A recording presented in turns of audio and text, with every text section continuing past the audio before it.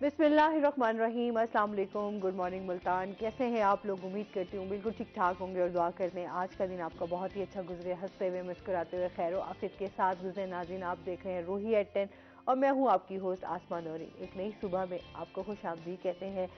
कैसा जा रहा है आपका दिन? यकीनन अच्छा ही जा रहा होगा। सैटरडे है और आपको पता है कि वीकेंड में जो है मोस्टली लोग जो है घर में टाइम स्पेंड करते हैं, इस वीकेंड को एंजॉय करते हैं।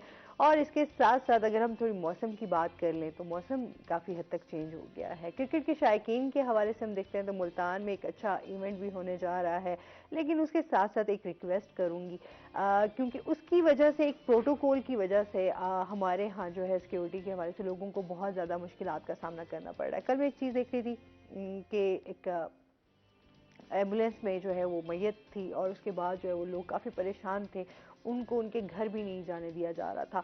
इस हवाले से ये इस तरह के मनाजिर देख के जो है वो दिल बहुत ज़्यादा परेशान हो जाता है। कम अज़ कम मैंने कल भी यही अपने प्रोग्राम के तवज्जुह से जो है रिक्वेस्ट की थी कि लोग जो हमारे हम अगर बात करें इंतज़ामिया के हवाले से तो इस पर थोड़ा सा गौर करें कि अपने जिस तरह, ठीक है हम नहीं कहते कि जी सिक्योरिटी नहीं होनी चाहिए, सिक्योरिटी बिल्कुल आप दें, लेकिन उसके साथ साथ जो एम्बुलेंसेज हैं, जो एमरजेंसीज में हैं, जो हमने, क्योंकि हमारे हॉस्पिटल भी इसी रोड पर हैं, तो उस हवाले से लोग जो हैं वो जान की बाजी हार रहे हैं, या इस तरह की जो मुश्किलात जिनके प्यारे चले गए हैं और वो लोग जो है वो मैयत को लेकर रास्ते में खड़े हुए हैं और इंतज़ार कर रहे हैं कि कब रास्ता खुलेगा और हम लोग जो है वो घरों को जा सकेंगे। तो इस हवाले से बहुत ज़्यादा सोचने की ज़रूरत है। कुछ इस तरह के तरीके, कुछ इस तरह की पॉलिसीज़ अपना लें जिससे लोगों को थोड़ा कम मुश्किलात का सामना करना पड़े, और स्पेशली जो इमरजेंसी है उस हवाले से उन लोगों को तो जाने दें एटलीस्ट, ताकि किसी की जान बच सके। अगर कोई ज़ख्मी है, किसी को दिल के हवाले से कोई मुश्किलात परेशानी है कि वो उनको लेके वहाँ उस पर पहुँचना है, तो अगर पीएसएल के मैचेस का फिर क्या होगा कि अगर लोगों के लिए बहुत ज़्यादा इस तरह के लोग जान की बाजी हार जाएं या उनके लिए कोई और मुश्किलात खड़ी हो जाएं, तो इस तरह मैचेस का कोई ख़ास हम लोगों को कोई फ़ायदा नहीं होगा। तो लिहाजा इन चीज़ों को मद्देनज़र रखते हुए हमें बहुत ज़्यादा एहतियात करने की ज़रूरत है। और इसके साथ ही नाज़रीन, आज जो मैंने ड्रेस पहना हुआ है ये है जी रीत रंग एलबाइस का, मैं नाम भूल गई थी एकदम, रीत रंग एलबाइस का। तो आप उनके पेज पे भी जा सकते हैं, इंस्टाग्राम पे उनका पेज है रीत रंग एलबाइस के नाम से, और साथ ही फेसबुक पे तो बहुत अच्छे अच्छे ड्रेसेस आए हुए हैं, तो आप सेलेक्ट कर सकते हैं अपने लिए। अपने प्रोग्राम का सिलसिला आगे बढ़ाते हैं। आज हमारे साथ गेस्ट भी मौजूद हैं, पहले उनका तारुफ करवा देती हूँ। आज हमारे साथ मौजूद हैं जी जमील काज़मी साहब, जो कि स्पोर्ट्स एनालिस्ट भी हैं, साबिक फर्स्ट क्लास क्रिकेटर और कोच भी रह चुके हैं। अस्सलाम वालेकुम, कैसे हैं आप? ठीक ठाक हैं? वेलकम करते हैं अपने शो में आपको। और इसके साथ ही जो हमारे दूसरे गेस्ट हैं वो हैं जो हमारे रोही के रिपोर्टर राना बिलाल यूनुस। अस्सलाम वालेकुम, कैसे हैं आप? ठीक ठाक हैं? शुक्र, आप सुनाएं कैसी हैं? मैं ठीक ठाक। वेलकम करते हैं अपने शो में आपको। Thank you so much. अच्छा जी, आज हम पीएसएल के हवाले से भी बात होगी, क्रिकेट के हवाले से भी बात होगी, खेलों के हवाले से बात होगी कि किस तरह हम खेलों को फरोग दे सकते हैं। पीएसएल के आने से किस तरह फायदा हो सकता है, मुल्तान के हवाले से ये बात होगी, और राना बिलाल से बात करेंगे हम थोड़ा जो हमारी मुल्तान की टॉप स्टोरीज हैं। आजकल महंगाई के हवाले से अगर हम बात करें तो दिन ब दिन महंगाई बढ़ती जा रही है। मैं आज सुबह ही न्यूज़ देख रही थी कि आईएमएफ जो है उन्होंने टाइम मांग लिया, उनके साथ मुआहिदा नहीं हो सका, तो मजीद आगे पेट्रोल और जो हमारी बिजली है वो महंगी हो जाएगी। मतलब लोगों की मुश्किलात में मजीद इजाफा होने वाला है। जब भी हम कुछ न्यूज़ देखते हैं या हम इस तरह की चीज़ें, तो ऑटोमेटिकली जो डिप्रेशन, एंजाइटी, वो मजीद हमारे यहाँ जो है वो बढ़ रहा है। इस तरह की बात, इस पर बात करेंगे। महंगाई के हवाले से भी बात होगी, बिजली के हवाले से भी होगी। तो क्या हाल चाल है सर? ठीक ठाक हैं आप? माशाल्लाह। पीएसएल के हवाले से थोड़ी सी बात कर लें कि क्या कहना चाहेंगे? पीएसएल आ रहा है, लोगों के हवाले से हम देखते हैं क्रिकेट के जो शायकीन हैं वो खैर पसंद तो करते हैं क्रिकेट को, क्या कहना चाहेंगे इस बारे में? ये कितना फायदा खुश होगा? आइन चीज़ हुई है पाकिस्तान में। एक अरसे के बाद पाकिस्तान में इंटरनेशनल क्रिकेट वापस आई है। सबसे पहले तो हम ये देखते हैं बड़े सिक्योरिटी रिस्क थे, अल्हम्दुलिल्लाह अब उससे निकले हैं, बाहर आए हैं क्रिकेट में। और अवाम भी इतना फ्रस्ट्रेशन का शिकार है कि वो भी इंटरटेनमेंट चाहती है। और ख़ासतौर पर पाकिस्तान में, दूसरे ममालिक में जिस तरह लीगें हो रही हैं मुख्तलिफ, पाकिस्तान में पीएसएल हो रही है, ये हमारे लिए बड़े एजाज़ की बात है। लेकिन साथ साथ उसमें ये होता है कि जो कमी बेशी होती है वो जो पीएसएल के ऑर्गेनाइजेशन जो उनकी ऑर्गेनाइज है वो उसको बेहतर से बेहतर कर सकते हैं। मिसाल के तौर पर इस वक्त हम मुल्तान में बैठे हैं और मुल्तान में पीएसएल का इफ्तिताह हो रहा है, ये भी मुल्तान के लिए एक एजाज़ की बात है। इलेक्ट्रॉनिक्स मीडिया अपना किरदार अदा कर रहा है बहुत अच्छे तरीके से, लेकिन उसके साथ साथ अवाम जो है ना वो बहुत मुश्किलात का शिकार है। मैंने अपनी आंखों से देखता हूँ, तकलीफ होती है कि किस तरह रमादा होटल से और मुल्तान स्टेडियम तक पहुंचाने में किस तरह उस पूरी ट्रैफिक जाम हो जाती है, इसका आसान सा हल है। आवाम भी खुश हो जाएगी, लोग देखने भी आएंगे। वो चीज़ है कि इस मुल्तान में अब आप देखें पीएसएल के अंदर बहुत सारे स्पॉन्सर्स आ रहे हैं, ऐड उनके चल रहे हैं, like that Fatima fertilizer, Faisal Mukhtar है, एसएम फूड के चौधरी जुल्फ़िकार साहब हैं। ये इतने बड़े मुल्तान के बिग गन्स हैं कि ये चाहें तो ये मसला 2 मिनट में हल कर सकते हैं। एक सोल्यूशन है छोटा सा, मुल्तान स्टेडियम के इतराब में काफ़ी जगह पड़ी हैं, वहाँ रमादा से अच्छा होटल बन सकता है, वहाँ फैसिलिटीज़ हो सकती हैं और ये 1 साल के अंदर हो सकता है। अगर वो कर लें तो मुल्तान का जो ट्रैफिक स्ट्रक होता है ना, वो मुश्किलात से दूर हट जाएगा। हाँ। लेकिन ये करे लेकिन कौन? जो हमारी इंतजामिया है वो मेरे ख्याल में ये तो चले एक बात की पॉलिसीज हैं कि लोग जी। किस तरह इस चीज़ को लेकर चलते हैं, बट अभी अभी हम बात कर रहे हैं कि जिस तरह क्रिकेट के हवाले से, वो तो एक सिक्योरिटी के हवाले से हम लोगों को बहुत ज़्यादा मुश्किलात जी, का सामना बुनियादी करना तौर पड़ पे ये रहा तो मसले मसाइल अभी इस वक्त चल रहे हैं, आप भी उसका शिकार हैं। आप अपने घर से चल के यहाँ तक आती हैं, फर्ज करें कुछ हो जाए तो आप तो नहीं पहुँच सकती प्रोग्राम में। नहीं, इसी हवाले से मैं कल भी बात की और आज भी ये मेरी बात करने का मकसद यही था कि लोगों के लिए थोड़ी आसानी की जाए। लोग बहुत ज़्यादा परेशान हैं, फिर उन्होंने क्रिकेट में क्या दिलचस्पी रखनी है अगर लोगों के प्यारे ही इस दुनिया से चले जाएं, या उन्हें कुछ उस वक्त जो है वो डॉक्टर मुहैया ना हो या हॉस्पिटल बर वक्त ना पहुंच सकें। तो इस तरह के मसाइल पे वो उन्होंने क्रिकेट का क्या लेना देना है, उनका कुछ भी लेना देना, और उससे उल्टा ज़्यादा नुकसान ही होगा ना लोगों में। जो है हम फिर देखते हैं कि गुस्सा हमारे यहाँ अदम बर्दाश्त जो है ना वो नहीं चल रहा है अभी। ठीक है, लोग अदम बर्दाश्त की कमी है, लोग बहुत ज़्यादा गुस्सा करने लग जाते हैं, तो इस हवाले से फिर हमारे यहाँ चीज़ें जो हैं वो मज़ीद डिस्टर्ब हो जाएंगी। तो इस हवाले से काफ़ी करने की ज़रूरत है। आप क्या समझते हैं क्रिकेट के हवाले से जो इस टाइम हम देख रहे हैं, कितना फ़ायदा होगा क्रिकेट को? क्रिकेट को भी फायदा होगा और जो पीछे जो नई जनरेशन आ रही है खासतौर पे ग्रास रूट से, उनको भी फायदा होगा। लेकिन ये सब कुछ करने धरने वाले जो होते हैं ये उनको सोचना चाहिए। जैसे मिसाल के तौर पे इस वक्त पीसीबी में जो भी बैठा हुआ है पीएसएल का इनकाद कर रहा है, मुल्तान में बड़ा टैलेंट है, बल्कि हर पाकिस्तान के हर हिस्से में टैलेंट है। अब उस टैलेंट पे इम्प्लीमेंट किस तरह होगा, उसको आगे लेके किस तरह चलेंगे। मिसाल के तौर पर आप पीएसएल के अलावा दूसरे ममालिक की अगर लीगों का मवाजना करें, मिसाल के तौर श्रीलंका की हो रही है, बांग्लादेश की प्रीमियर लीग हो रही है, इंडिया की हो रही है, बहुत जगहों की हो रही है, वहाँ आप एक चीज़ देखें कि वहाँ एक उन्होंने स्टैंड बनाया हुआ है तालिब इल्मों का, बच्चों का, जो स्कूल के बच्चे वहाँ आके देखते हैं, उनको शौक पैदा होता है, आगे वो कोचिंग सेंटर्स जाते हैं, वो करते हैं। तो इस सिलसिले में पाकिस्तान में थोड़ा फुकदान है। अब आप देखेंगे पीएसएल में जिस तरह टिकट्स का है, वो इसमें एक कोटा सिस्टम स्कूल के बच्चों को देना चाहिए, कॉलेजों को देना चाहिए, ताकि बच्चे वहाँ आएँ और एंटरटेनमेंट कर सकें। इससे फायदा लेकिन इस बार तो टिकट्स के हवाले से भी कहा। आप क्या कहना चाहेंगे राना बिलाल? मैं अगर पीएसएल के हवाले से बात करूं तो देखिए, बात इनकी बिल्कुल ठीक है कि अगर बच्चों को कोटा दिया जाए इसी हवाले से, कॉलेज के बच्चों को, स्कूल के बच्चों को, वहाँ एक अगर इस तरह सिस्टम होगा तो एक बड़ा मज़ा आएगा। पीएसएल का सबसे बेहतर है। और दूसरी तरफ अगर बात की जाए पीएसएल के हवाले से, जैसा कि रमादा होटल के अंदर हमारी टीमें स्टे कर रही हैं, इसी अगर एक रोड की बात की जाए, अब्दाली रोड की, इसी रोड के ऊपर हॉस्पिटल्स हमारे, कार्डियोलॉजी हॉस्पिटल इसी रोड पे है, मेडिकेयर हॉस्पिटल इसी रोड पे है। अब ट्रैफिक की अगर सूरत हाल की बात की जाए, पिछले ही दिनों 2-3 दिन पहले मैं आज से इस रोड से गुजर रहा था, जैसे कि आपने बात की कि एक एम्बुलेंस यहाँ से गुजर रही थी, तो उसको एम्बुलेंस को गुजरने नहीं दिया गया, ट्रैफिक बंद थी, सारा रोड ब्लॉक किया हुआ था। हालांकि एम्बुलेंस के अंदर एक ऐसा मरीज़ था जिसको दिल की बीमारी थी, वो रिक्वेस्ट भी करते रहे उसके जो घर वाले थे कि हमें जाने दिया जाए, हमने हॉस्पिटल जाना है, लेकिन उन्हें हत्ता के 10-15 मिनट खड़े रहे हैं लेकिन जाने नहीं दिया गया। अगर यही सूरत हाल होगी तो फिर पीएसएल का तो कोई फायदा नहीं है। हाँ, यही ना, मैं यही चीज़ कल भी मैंने देख के मुझे बड़ा अफसोस हुआ कि इस तरह की अगर चीजें होती रहीं तो लोग जो है वो बहुत ज्यादा डिस्टर्ब हो जाएंगे। क्योंकि देखिए खासतौर पर कारोबार ऑलरेडी लोग परेशान है, एक उनका पेशेंट बीमार है, एक वो परेशानी है, और ऊपर से अगर आप उनको वक्त पे उधर पहुंचने नहीं दिया तो एक किस्म का जानी नुकसान हो सकता है, कुछ भी इस तरह का वाकया हो सकता है। और दूसरी तरफ अगर देखा जाए कि इसी रोड के ऊपर इतना कारोबार भी है, कारोबार भी बिल्कुल बंद करवा के रख दिया है। जो गरीब आदमी है जिसने 1000 रुपया दिहाड़ी करके अपने घर का खर्चा चलाना है वो कहाँ से खर्चा पूरा हाँ, करेगा। क्योंकि अब ऑलरेडी उसकी हम जब महंगाई की बात करें तो महंगाई जो है वो दिन ब दिन बढ़ती जा रही है, उसमें कोई बिल्कुल कमी नहीं नजर आ रही। और फिर अगर हमारे हुक्मरान हैं तो माशाल्लाह उनके तो समझ में भी नहीं आता कि वो समझ में नहीं। अब बिल्कुल अगर महंगाई के हवाले से बात करें तो महंगाई की शरह जो इस वक्त है, अब गरीब आदमी के लिए इस महंगाई के दौर में सरवाइव करना मुश्किल ही नहीं बल्कि नामुमकिन हो चुका है। बिल्कुल ऐसे ही एक है। गरीब आदमी जो है जिसकी 1000 रुपया दिहाड़ी है, अब अगर कीमतों के हवाले से अगर इवन के सब्जियों की बात कर लें, जो कि रोज़ाना सब्जी और फलों की कीमतों की बात की जाए इतनी ज़्यादा है हाँ। कि वो एक टाइम की सब्जी एक गरीब आदमी के लिए घर की पकाना बहुत ज़्यादा मुश्किल हो चुका है।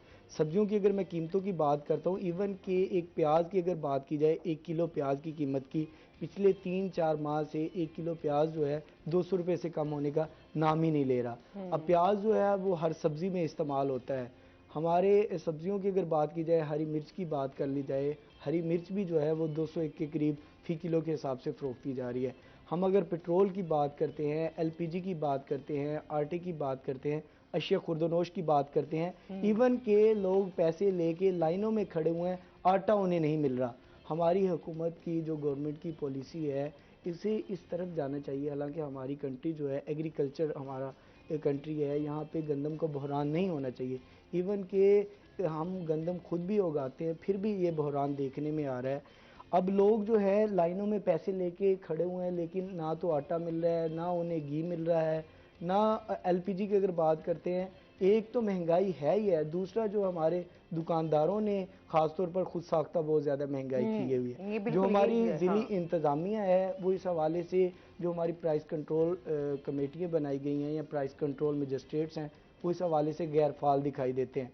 अगर वो चेक एंड बैलेंस किया जाए, प्रॉपर तरीके से ये सारी चीज़ें मैनेज की जाए, जो गरीब आदमी है उसको थोड़ा सा रिलीफ मिल सकता है। अब महंगाई तो हो ही चुकी है, अब दुकानदारों को या जो भी महंगाई कर रहा है उसे यही एज मिल जाता है, अगर पीछे से 2 रुपये चीज़ महंगी होती है तो दुकानदार 10 रुपये चीज़ महंगी कर देता है। इस हवाले से हमारा कोई चेक एंड बैलेंस नहीं है, चेक एंड बैलेंस करना चाहिए।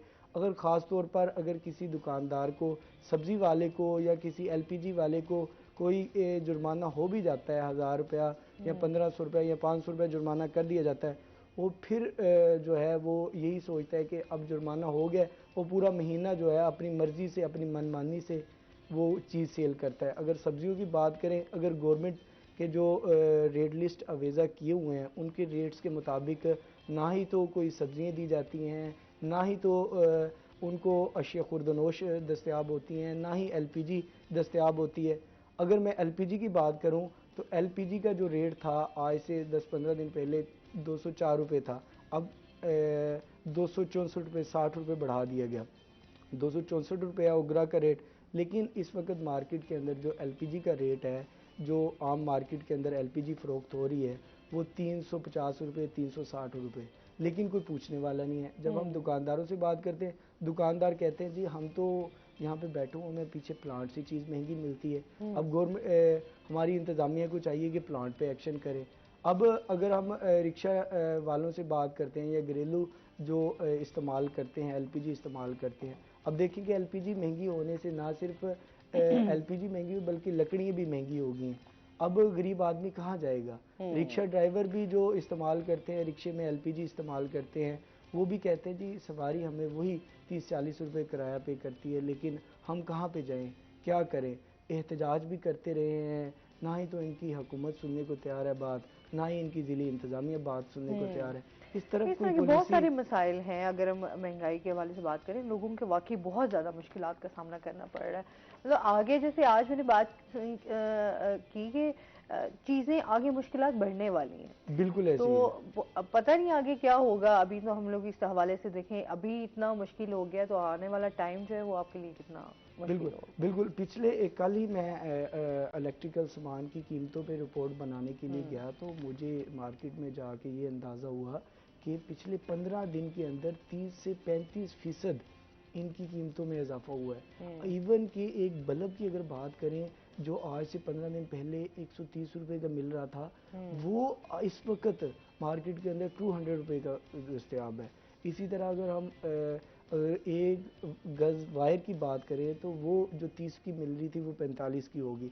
इवन कि और चीज़ों की बात करें, अब गरीब आदमी के लिए ये सारी चीज़ें मैनेज करना, सिर्फ ना कि खाने पीने की अशिया महंगी हुई हैं, हर चीज़ की कीमत इतनी ज़्यादा महंगी हो गई है कि गरीब आदमी के लिए इस अच्छा, दौर पहले में कहा सर्वाइव जाता था करना। जी दाल, अच्छा अगर आप चिकन नहीं खा सकते, चिकन की कीमतों में आपके गोश्त नहीं खा सकते, आप बीफ नहीं ले सकते, मटन नहीं ले सकते, जाहिर सी बात है वो आपकी पहुंच से ज़रा दूर हो जाए, महंगाई इतनी है। लेकिन अब तो दालें भी महंगी हैं, अब बिल्कुल तो आप वो भी नहीं खा सकते, वो बिल्कुल एक वक्त की दाल बनाने से भी आप लोग जो है वो बड़े महरूम हैं। बिल्कुल। अगर दाल की अगर बात करें, ये अशिया खुदोनोश की अगर हम्म, मसाला जात की बात करते हैं, जिसमें हाँ, हम दालों की अगर बात करें, मसाला जात की बात करें, इनकी कीमतों में 1-2 महीने के अंदर इतना ज़्यादा इजाफा हो गया है कि अगर इवन के एक अगर सब्ज़ी बनानी है या दाल बनानी है, उसमें वो सारे मसाला जात तो इंक्लूडेड होंगे। अगर वो सारी चीज़ें लेगा तो उसका घर का राशन जो आज से 1 साल पहले 10,000 रुपये का मिलता था, वो अब 25-30,000 रुपये का वो घर ये का राशन ही हकीकत है। खरीदेगा। मतलब पहले मैं खुद भी इस चीज़ की हूँ कि मैं पहले घर की अशिया वगैरह खुद ही लेती हूँ, ग्रॉसरी वगैरह। आप यकीन नहीं करेगा आदमी साहब, मैं पहले 15,000 में 16,000 में मैं अपने घर की ग्रॉसरी अच्छी खासी महीने की कराती थी, बट अब वो बहुत आगे चली गई है। अब तो बिल्कुल 35 आराम से आप जो है आपका बिल बन जाता है, और उसमें भी बहुत सारी चीज़ें मेरी रह जाती हैं। तो इस हवाले से बात करें, महंगाई बहुत ज़्यादा बढ़ गई है, चीज़ें दिन ब दिन बहुत महंगी हैं। तो एक आम बंदा जिसकी, या एक मजदूर की हम बात करें जिसकी इतनी दिहाड़ी भी उसमें एक वक्त की रोटी खाना जो है, वो किस तरह गुजारा वो करेगा। किस तरह घी गुजारा की करेगा। कीमतें देख लें आप, आटा तो वैसे ही उस हवाले से देखें तो बहुत ज़्यादा लोगों के जो हालात रहे, सूरत और हाल अभी ये तक है कि जब लोगों से बात होती है, लोग कहते हैं अब फाका कशी की नौबत आ चुकी है। अब तो पहले तो ये सुनने में आता था कि अगर एक आदमी है वो 2 वक्त की रोटी पेट भर के खा लेता था, अब तो रोटी के लाले पड़े हुए हैं। एक गरीब आदमी को 2 वक्त की रोटी पूरी करना बहुत ज़्यादा मुश्किल हो चुका है। ये राना साहब की बात महंगाई की जो इन्होंने तजिया किया, बहुत अच्छा किया है, बड़ी बारीक बीनी से क्या है, माशाल्लाह इनकी अच्छी नॉलेज है। इसी में ये सोच रहा, जब ये बात करें मैं सोच रहा था कि पहले हम छोटे थे हम, और अभी भी ये नॉलेज थी कि अगर कोई आसमानी आफत आ जाए, सैलाब आ जाए, तो छत पे लोग जाके ना रात के 12-1 बजे अजान दे देते थे। अब मैं सोच रहा हूँ कि आज रात 12 बजे जाऊँ और महंगाई के खिलाफ एक अजान दे दूँ, शायद महंगाई नीचे आ जाए। ये भी तो एक मुसीबत हो गई या नहीं हो गई, लोग नहीं, खुदकशी में तो वाकई। गए। और इस टाइम तो हम कहते हैं ना, हमारे जो हुक्मरान हैं सिर्फ और एक दूसरे की ब्लेमिंग के अलावा कोई काम नहीं है। बस वो एक दूसरे को ब्लेम करी जा रहे हैं, बुरा भला कही जा रहे हैं, लेकिन अवाम के बारे में और मुल्क के बारे में बिल्कुल, अगर कोई हुक्मरानों भी। की बात करें तो वो एक दूसरे को अपने आप को डिफेंड करने पे आए हुए हैं, हाँ, लेकिन अच्छा, अवाम की कोई सोचने को तैयार ही नहीं है। अभी जो लोग हुकूमत में हैं मैं तो उन पे हैरान हूँ, वो इस तरह की बातें कर रहे हैं। अभी तो आपके पास हुकूमत है, आप दूसरों को ब्लेम करने के बजाय अपने कुछ अमाल ठीक कर लें तो शायद भी कोई बेहतरी आ जाए। बट हमें तो कुछ इस तरह के चांसेस नजर नहीं आते कि वो हुकूमत में हो के भी, जिनको हुकूमत मिली हुई है वो भी अभी रोना रो रहे हैं। तो ये कमाल की बात नहीं है, अवाम तो बेचारी पिस जाए। अब हुक्मरानों की ये सूरत हाल है कि हुक्मरान जो है सही। पिछली गवर्नमेंट को हाँ। ब्लेम करना शुरू कर देते हैं। हम्म। अब हुक्मरान अगर खुद अपने आप को ठीक कर ले, अगर गवर्नमेंट मिली है तो अब देखें कि अगर ये नून लीग की हुकूमत है तो वो पीटीआई पे बात डाल देती है जी इनके जो आईएमएफ से माहिदे हुए थे उनकी वजह से महंगाई हुई है। हाँ, उससे अभी पहले आप लोग क्या करते रहे, उससे पहले आपके मुहाइजे चल रहे थे, वो क्या थे। तो बिल्कुल ऐसा इसलिए जाहिर सी बात है, इंसान जो है ना अपनी की हुई गलती कभी भी एडमिट नहीं करता, वो हमेशा ब्लेम करता है कि दूसरे के ऊपर डाल तनकीद दी बराए जाए। इस्लाह पे नहीं जा रहे हैं, हाँ, तनकीद बराए तनकीद पे जा रहे हाँ, जा हैं, रहे एक हैं। दूसरे पे कीचड़ उछालने और कुछ नहीं हो सकता। हाँ, अच्छा, आप क्योंकि क्रिकेटर भी रहे हैं, अभी आप क्या समझते हैं जो अभी हमारी टीम भी खेल रही है, इस खेलों को किस तरह फरोग दिया जा सकता है। हमारा सिर्फ फोकस एक क्रिकेट के ऊपर है, बाकी खेलों के ऊपर नहीं है। क्या कहना चाहेंगे इस बारे में। क्रिकेट जो है बेसिकली अब एक ब्रांड बन चुका है। हम्म। ठीक है, पहले हम देखते थे कि पाकिस्तान ने हॉकी में ओलंपिक ये जीता, वर्ल्ड कप जीता, मतलब जितने मेडल्स थे सारे पाकिस्तान के घर में रहते थे। अब वो दूर होते। स्क्वॉश का इस तरह यही हाल था कि जहांगीर खान, जान शेर और भी बहुत सारे थे लेजेंड।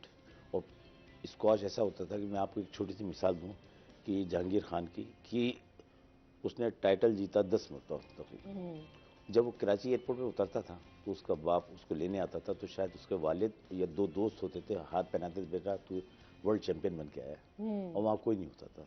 तो अंदाज़ा आप कर लें कि ये अब ये चीज़ ये क्यों होती है, इसका फुकदान।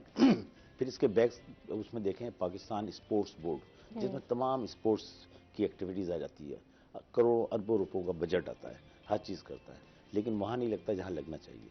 ऐसे कई मिसालें हैं जो कि मौजूद हैं। लेकिन क्या है कि ये आप जो बार बार कह रहे हैं कि आखिर क्या चीज़ की कमी है, क्या फुकदान है। फुकदान यही अभी क्रिकेट है, रंगीनी छाई हुई है, T20 कप, और मज़ेदारी हो रही है, म्यूज़िक बज रहा है, खेल हो रहा है, हल्ला गुल्ला हो रहा है, हर चीज़ हो रही है। लेकिन असल जो चीज़ होती है ये कि नीचे से ग्रास रूट से निकालें बच्चों को, स्कूल कॉलेज से निकालें, उनको ट्रेनिंग दें, उनको आगे लाएं।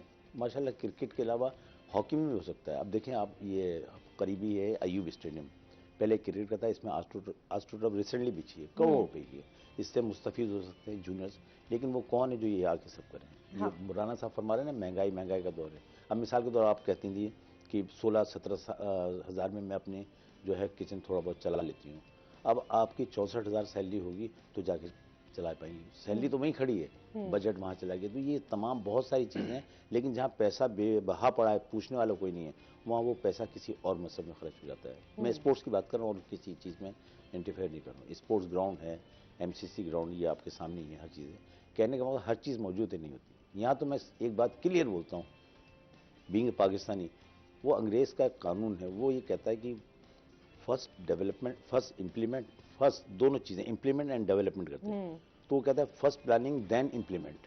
पाकिस्तान में क्या होता है, पहले इम्प्लीमेंट हो जाता है, बाद में प्लानिंग करते हैं। यानी कि एक रोड बड़ी अच्छी आपने बनाई है अब्दाली की, इतनी कारपेट, थोड़ी देर के बाद क्या होता है कि फलाने आ गया, कम्युनिकेशंस वाले का उन्होंने खोद खाद के बराबर कर दिया। तो ये क्या है?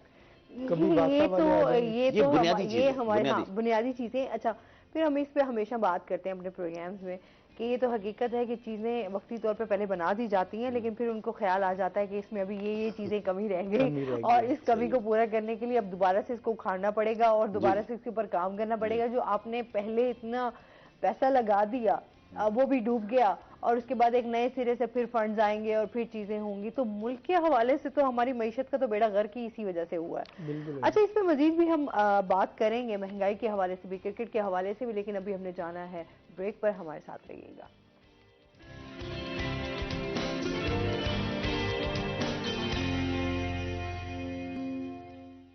वेलकम बैक नाजरीन, रोही एयरटेल में आपको खुश आमदीद कहते हैं और चलते हैं अपने सेगमेंट की तरफ, टुडेज वेदर।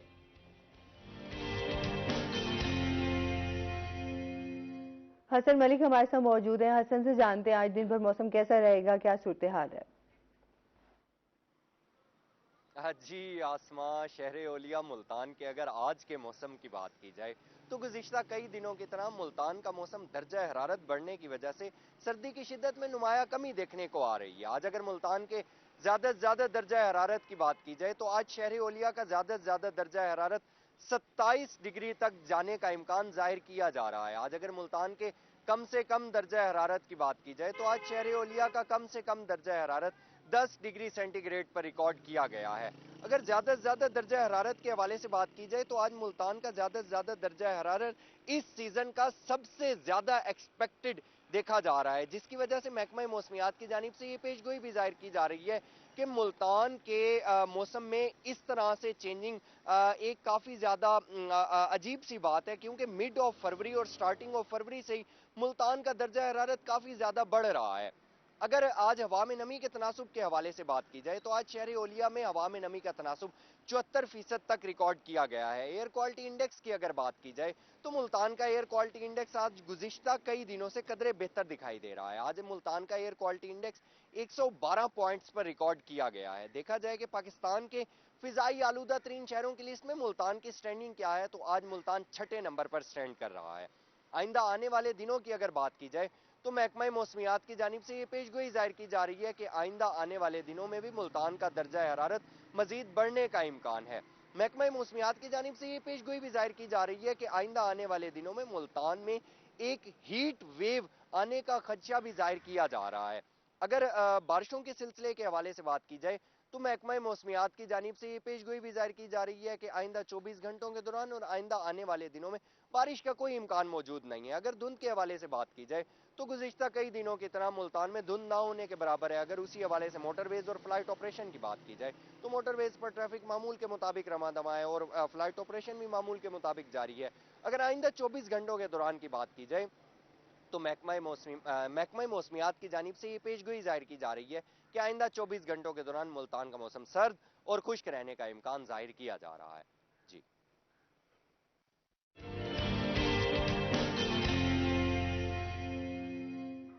बहुत शुक्रिया हसन मलिक आपका। अच्छा जी, इसके साथ साथ आपसे ये भी जानना चाहूंगी हमें यहाँ पर बेहतरी की जाहिर से हम कहते हैं ना कि जिस तरह हमारे हॉस्पिटल्स जो हैं वो बहुत ज़्यादा आबाद हो चुके हैं, हमारे स्पोर्ट्स ग्राउंड जो हैं वो वीरान है इस टाइम। क्या कहना चाहेंगे किस तरह बेहतरी लाई जा सकती है? मैं फिर वहीं पर आऊँगा कि जो ग्रास रूट होता है उसको प्राइमरी स्कूल नहीं, बोलना यहाँ पर चाहिए। इदारे तो हैं, जाहिर सी बात है, इदारे स्पोर्ट्स। हैं, ये यहाँ डायरेक्टर एजुकेशन भी बैठे हैं, हर चीज़ें। स्कूल अपने तरीके से स्पोर्ट्स की एक्टिविटीज़ करें, गर्ल्स कॉलेज है, स्कूल है, बच्चे आप जब तक ग्रास रूट से लेकर नहीं आएंगे आपकी बुनियाद मजबूत नहीं होगी।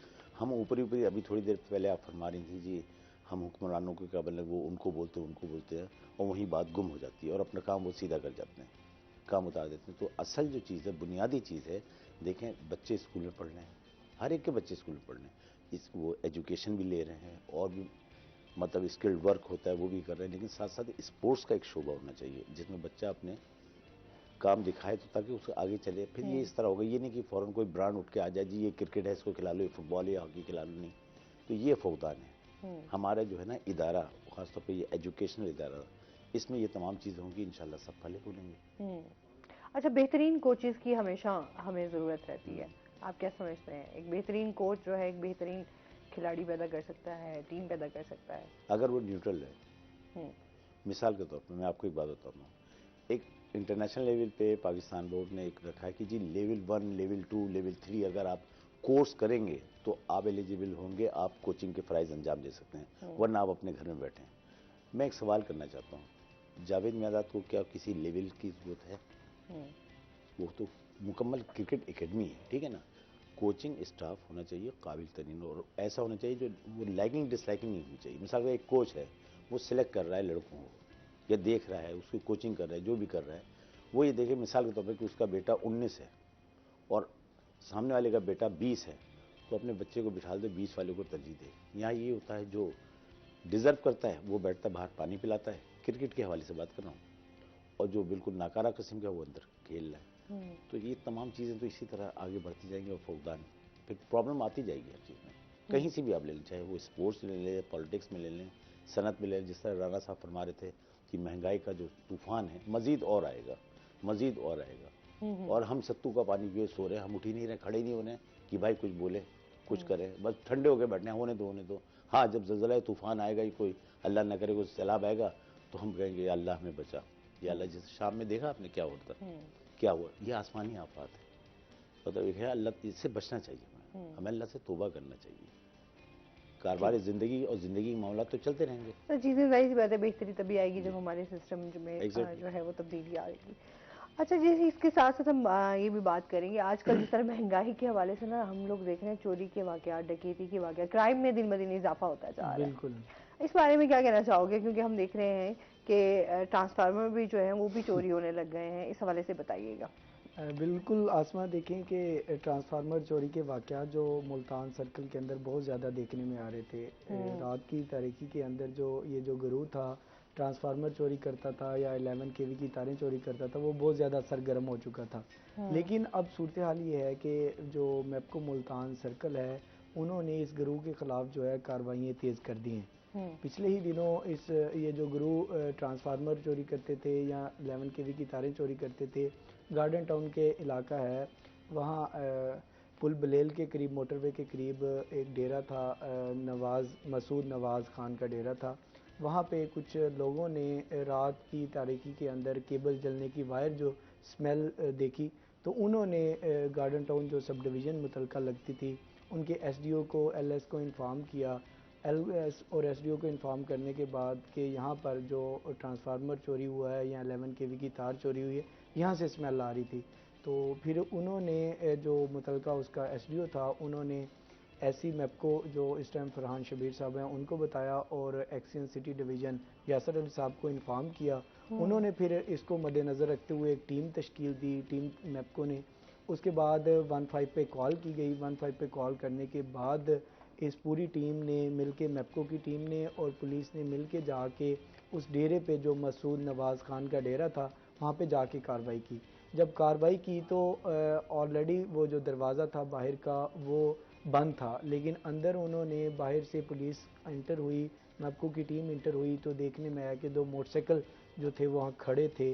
वो इंटर हुए तो उन्होंने जाके देखा अंदर, जो बाहर अंदर आदमी बैठे हुए थे उस डेरे के अंदर, वो यही 11 केवी की तारें और ट्रांसफार्मर पड़े हुए थे, वो बुशेस वगैरह निकाल रहे थे, फिर उसके बाद केबल्स वगैरह जला रहे थे उनको।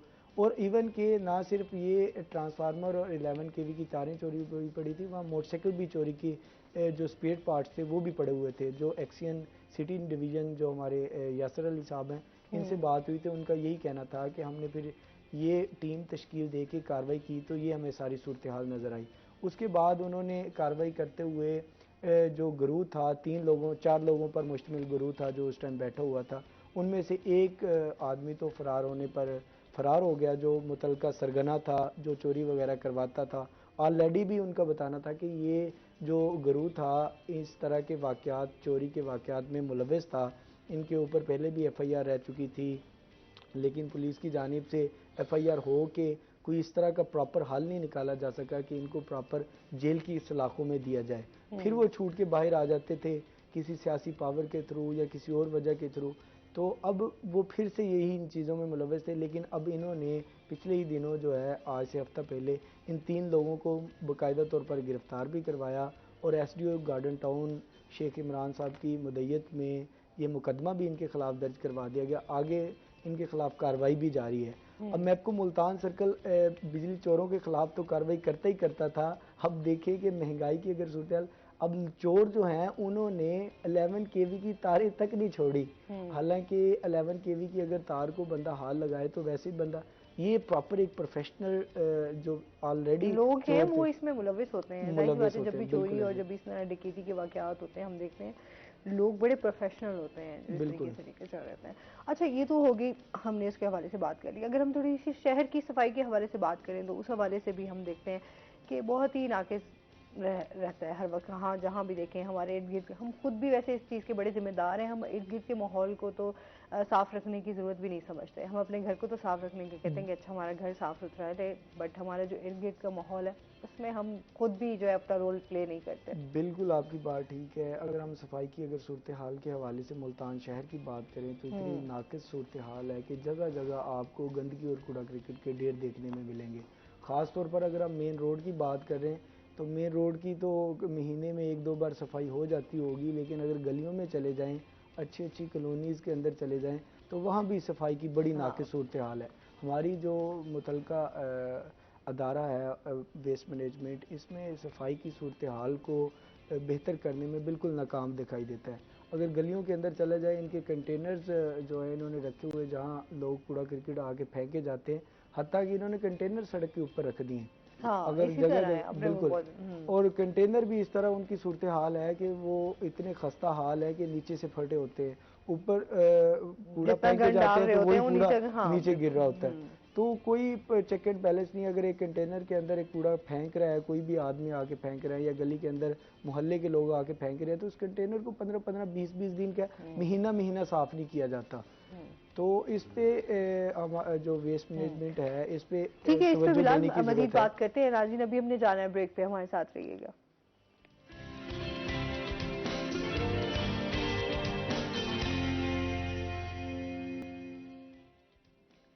वेलकम बैक नाज़रीन, रोही एयरटेल में आपको खुश आमदीद कहते हैं। अच्छा, ये तो हो रही थी हमारी इस हवाले से बात। सर, आपसे ये भी जानना चाहूँगी, जो इस टाइम PSL के हवाले से आप क्या समझते हैं, इसमें मज़ीद चार्म लाने की क्या ज़रूरत है? किस तरह चार्म लाया जा सकता है? देखें, एक हम खुशकिस्मती है मुल्तान में कि ये जो 5-6-7 मैच मिल गए, वरना ये नहीं मिलता। लेकिन ये बता दें, पूरे पाकिस्तान में अगर कोई नंबर 1 स्टेडियम है इस वक्त, वो है मुल्तान स्टेडियम, और एशिया में भी इसको गिनाया जाता है। ठीक है ना, हर चीज़ इंतजाम तैयार पे हर लिहाज से। लेकिन अल्लाह का शुक्र है कि अब PSL यहाँ आ गया है। मज़ीद जो इवेंट्स हो रहे हैं वो भी मुल्तान में आने चाहिए, और अगर वो मुल्तान में आएंगे तो ज़रा क्रिकेट को यहाँ भी फ़रोग मिलेगी। तो ऑलरेडी यहाँ टीम जो है वो खेल के भी गई है इंटरनेशनल। एक थे इंग्लैंड खेल के गई है, न्यूजीलैंड वहाँ रह गई। तो कहने का मकसद है PSL के अलावा कुछ और एक्टिविटीज़ ऐसी होनी चाहिए जो पाकिस्तान बोर्ड करे, जिसकी वजह से स्पोर्ट बोर्ड करे, ताकि ये चीज़ें आगे निकलें खासतौर पे। अच्छा, ग्राउंड्स के हवाले से आप क्या समझते हैं, क्या बेहतरी लानी चाहिए? ग्राउंड्स किस तरह के होने चाहिए? ग्राउंड इस वक्त जो मौजूदा ग्राउंड है वो हमारे पास सिर्फ ये सिटी गवर्नमेंट का जो है ग्राउंड है, स्पोर्ट्स ग्राउंड, स्टेट बैंक के बराबर ये है। MCC ग्राउंड लिया है, अभी उसकी तज़ीम आराशाई हो रही है, कुछ ग्रास, ये विकेट्स का काम हो रहा है। लेकिन यहाँ पर ग्राउंड्स, यहाँ ज़मीनें मौजूद हैं। ये जो राना साहब जो बात कर रहे थे, यहाँ ऐसे लोग मौजूद हैं कि गवर्नमेंट लेवल पे हाँ, जो वहाँ गवर्नमेंट ग्राउंड को लेवल मुहैया करें, ताकि वहाँ स्कूल कॉलेजों को फरोग हो के। जब तक ये नहीं होगा, जब तक वो वहीं का वहीं रहेगा मामला। ये चीज़ है बुनियादी तौर पर। और नए टैलेंट्स को किस तरह हम ला सकते हैं सामने? नए टैलेंट्स को ना देखें, आप अपने बच्चों को दाखिल करती हैं प्रेप में, इसमें अपना स्कूल में दाखिल करती हैं, वहाँ करती हैं, वहाँ असल चीज़ ये होती है, वो एजुकेशन के साथ साथ क्रिकेट का, ये स्पोर्ट्स का जो भी वॉट एवर उसका रुझान होता है, वहाँ बच्चा पिक करता है कि मुझे हॉकी में जाना, फुटबॉल में जाना है। फिर वहाँ पर मुतलका लोगों को वहाँ असल कोचिंग वहाँ की ज़रूरत होती है, बेसिक। फिर वहाँ से जब आगे स्कूल से जैसे ऊपर उठेगा तो फिर वो शहरों में आ जाएगा, फिर कौमी लेवल पर आ सकता है। ये है, बिल्कुल ऐसा ही है। अच्छा, इसके साथ साथ बिलाल आपसे जानना चाहूँगी, जिस तरह हम बात कर रहे हैं शहर में सफाई की सूरत हाल के हवाले से कि उसमें हमें कोई मुनज़्ज़म नज़र नहीं आते लोग, जिस तरह हम अभी रेलवे स्टेशन पे चले जाएं, वहाँ पर देखें तो वहाँ पर अभी क्या सूरत हाल है? हाँ, रेलवे स्टेशन की अगर बात करूँ तो सफाई के हवाले से या सिक्योरिटी के हवाले से तो बिल्कुल नाक़िस सूरत हाल है। हमारा जो मुल्तान रेलवे स्टेशन है, जनूबी पंजाब का सबसे बड़ा रेलवे स्टेशन है, इसकी अगर हम सिक्योरिटी के हवाले से बात करें तो इस पूरे रेलवे स्टेशन के ऊपर 1 से 2 एहलकार मामूर किए हुए हैं जो सिक्योरिटी के लिए, लेकिन कि हमारा जो लोगों का रश रहता है मुसाफिरों का, वो बहुत ज़्यादा है। मुसाफिर काफ़ी ज़्यादा तादाद में होते हैं। एक तो इनके लिए एक ही वॉकिंग थ्रू गेट नस्ब किया गया है, जिसमें अगर काफ़ी ज़्यादा तादाद में अगर लोग आ जाएं तो कुछ चेक एंड बैलेंस नहीं है। अगर उनके सामान की अगर चेकिंग के हवाले से बात की जाए तो कोई इनके पास मशीन ही नहीं है कि उसके सामान के अंदर चेक किया जाए, कोई ऐसा वैसा मवाद लेके जा रहे हो ट्रेन के अंदर। अच्छा, सिक्योरिटी के हवाले से अभी वहाँ पर बिल्कुल है नाक़िस अच्छा? सूरत हाल है सिक्योरिटी के हवाले लेकिन से। उस दिन जो डीएस रेलवे साहब आए हुए थे, उन्होंने तो कुछ इस तरह का उन्होंने कहा तो बहुत बेहतरीन नज़र आ रही है। नहीं, जाहिर सी बात है, वो तो डीएस साहब तो यही कहेंगे ना कि सिक्योरिटी की सूरत हाल बड़ी बेहतरीन है। तो यही पता कि यहाँ पर जिस तरह हम देखते हैं लोगों नहीं के नहीं नहीं, हवाले अगर रियलिटी की अगर बात करें तो रियलिटी बिल्कुल भी ऐसे नहीं है। जो मुसाफिरों का सामान भी चेक नहीं किया जाता, जो ट्रेन के अंदर जाते हैं या मुसाफिर सफ़र करते हैं, ना उनका सामान चेक किया जाता है, ना उनकी खुद की सिक्योरिटी की चेकिंग की जाती है। सफाई की अगर हवाले से बात करें तो सफाई की बिल्कुल नाक़िस सूरत हाल है। पिछले दिनों रोही ने एक रिपोर्ट बनाई, उस पर एक्शन हुआ तो सफाई होना स्टार्ट हुई, वरना तो सफाई होती ही नहीं थी। अब दोबारा से सफाई की वही सूरत हाल है, सफाई की सूरत हाल कोई अच्छी नज़र नहीं इदारों आती। के ऑफिसर से जब भी बात की जाती है तो हमेशा उनसे यही पॉजिटिव सुनने को मिलता है। उनकी तरफ से तो पॉजिटिव रिस्पॉन्स ही मिलता होगा। अब स्टेशन के साथ अगर हम ट्रेन की बात करें तो ट्रेन की 3-3 4-4 दिन तक सफाई नहीं होती। इवन के मुसाफिरों से जब बात होती है वो कहते हैं कि वाशरूम्स के अंदर पानी तक दस्तयाब नहीं होता। और ट्रेन की अगर बात करें तो ट्रेन की भी कोई सफाई प्रॉपर तरीके से नहीं होती। इतनी नाजुक सूरत हाल है कि एक जो आम आदमी है वो अब ट्रेन पे सफ़र करने से गुरेज करता है। एक तो इनकी टाइमिंग के हवाले से अगर बात करें तो कोई प्रॉपर तरीके से कोई इंफॉर्मेशन नहीं दी जाती। रेलवे स्टेशन पर कोई ऐसा बंदा नहीं इन्होंने बिठाया हुआ कि जो एक मुसाफिर को प्रॉपर तरीके से इंटरटेन करे, उसे बताए कि किस टाइम ट्रेन आएगी, कितना लेट होगी। और सफाई की भी यही सूरत हाल है, इंफॉर्मेशन के हवाले से भी, सिक्योरिटी के हवाले से भी बिल्कुल नाक़िस सूरत हाल नज़र। इस हवाले से जो हमारी रेलवे इंतज़ामिया है, मुल्तान डिवीज़न को, डीएस साहब को भी खुसूसी तवज्जो देने की ज़रूरत है। और हमारे जो वफाकी मिनिस्टर हैं रेलवे के, ख्वाजा साद रफ़ीक, उसको भी इस चीज़ पे एक्शन लेने की ज़रूरत है कि वो इस चीज़ का एक्शन लें, नोटिस लें और इसको बेहतर करने की सूरत हाल को कोशिश की जाए। क्योंकि हम भी वही बात कर रहे थे कि मैं तो अभी पिछले दिनों ये गई थी, मैंने कहा ट्रेन पे सफ़र किया जाए, अगर इतने अच्छे हालात हो रहे हैं रेलवे के हवाले से तो फिर तो बंदे को बड़ा, अगर आरामदेह सफ़र करना है तो आप ट्रेन पे कर सकते हैं इजीली। सूरत हाल देखें कि पिछले दिनों ग्रीन लाइन ट्रेन का इफ्तिताह हुआ। वो ग्रीन लाइन ट्रेन का इफ्तिताह तो कर दिया गया। जनूबी पंजाब का सबसे बड़ा रेलवे स्टेशन, जैसे कि मैंने मुल्तान बताया, उस पर स्टे ही नहीं है, कोई स्टॉप ही नहीं है। स्टॉप है तो खाने वाला या बहावलपुर है। अब मुल्तान की आवाम तो इस चीज़ से महरूम होगी। अब मुल्तान की आवाम यहाँ से पहले आपको जाना पड़ेगा खानेवाल, या खानेवाल जाना पड़ेगा। वो तो जाहिर सी बात है, मुल्तान की आवाम तो फिर आम ट्रांसपोर्ट इस्तेमाल करेगी, वो ट्रेन का सफ़र थोड़ी करेगी। तो इस रेलवे इंतज़ामिया को या मुल्तान डिवीज़न को मैं समझता हूँ कि इधर मुल्तान स्टेशन पे भी एक स्टॉप होना चाहिए, क्योंकि ये सहूलत जो है, एक नई ट्रेन है, इसकी कोचेज़ जो हैं वो चीन से दरामद की गई हैं और उसके बाद और भी फैसिलिटीज़ वगैरह दी गई हैं, जैसा कि अगर नाश्ते की, लंच की और डिनर की बात की जाए, ये चीज़ें, ये एक अच्छा इकदाम है। लेकिन वो भी फैसिलिटीज़ के हवाले से हम बात करें तो काफ़ी अच्छी उसमें बिल्कुल बिल्कुल उस ट्रेन के अंदर। लेकिन अगर पुरानी ट्रेन के हवाले से बात की जाए तो उनकी तो बिल्कुल नाक़िस सूरत हाल है। अच्छा, और इसके साथ साथ अगर हम बात करें सर, आपसे जानना चाहूंगी कि अच्छा खिलाड़ी बनने के लिए क्या टिप्स देंगे आप? बुनियादी चीज़ ये है कि उसके अंदर एक खुद शौक पैदा होता है। अगर शौक अगर उसके पास 20% है तो 80% लाने के लिए उस बच्चे को डाइवर्ट करना पड़ेगा, उसको रुझान पैदा करना पड़ेगा। देखो बेटा, एजुकेशन ले रहे हो, अब देखो अब क्रिकेट कहाँ जा रही है, लोग आगे से आगे निकल गए, इसमें भी बहुत ज़्यादा पैसा और ग्लैमर है। तो इस चीज़ में उसको फिर उसको टेक्निक, चीज़ असल चीज़ होती है टेक्निक। टेक्निक नहीं तो सारी चीज़ें बेकार है। और उसको शौक होता है तो उसको इस तरह मैदानों में लाएंगे। जैसे अभी थोड़ी देर पहले आपने प्रोग्राम में कहा कि अस्पताल आबाद हो रहे हैं और मैदान वीरान हो रहे हैं, तो ये तमाम चीज़ें छोटी छोटी जो जमा होती हैं ना, तो यहाँ तक ही पहुँची कि ये हाल हो गया कि अस्पताल जाए तो लाइन लगी और ग्राउंड चले जाए तो वहाँ कोई है नहीं, शाम को इक्का दुक्का खेलने के लिए आ जाए। तो मैं अपने नौजवान ख़ासतौर पर जो जूनियर्स हैं उनको ये बताना चाहता हूँ कि अब मैदानों में आए, क्रिकेट खेलें, सीखें और आगे निकलें। इसमें बहुत तरक्की की तरफ से। बहुत शुक्रिया आपका, बहुत अच्छा लगा आप हमारे शो का हिस्सा बने। राना बिलाल, आपका भी बहुत शुक्रिया। इसके साथ ही नाज़रीन, अभी हमने जाना है ब्रेक पे, हमारे साथ रहिएगा। जब हम ब्रेक से वापस आएंगे तो हमारे साथ कुछ और गेस्ट मौजूद होंगे।